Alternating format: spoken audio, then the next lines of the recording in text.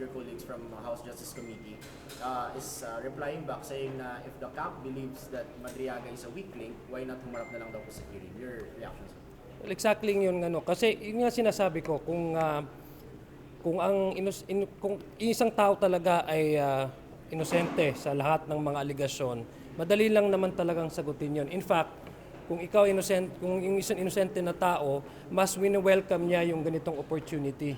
Kasi this will be the chance to belie all the allegations. Kung may mga nag-accuse sa'yo na alam mo namang kasinungalingan, mas nananaisin mo pang makaharap sila di ba?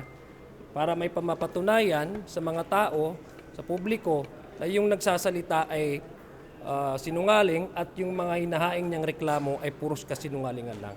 But on your personal observations, sir, itong mga nakaraan, would you say that Madriaga is a weak link? Hindi ba siya worth it of being scrutinized tomorrow?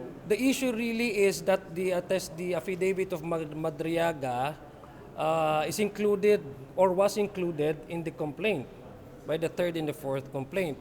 Whether or not he is a viable witness, whether or not his allegations are true or not, that's not the job of the hearing. That's already in the actual trial in the Senate.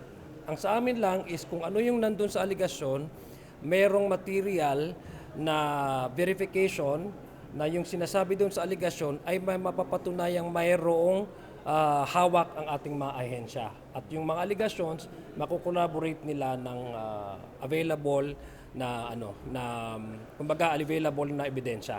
Ganun din sa pagbibigay ng pagkakataon din doon sa respondent na magsumite rin sila ng kanilang counter na evidences. Pero as to whether or not Madriaga is a viable witness or his testimony is true or not, that is already the job of the Senate acting as an impeachment court.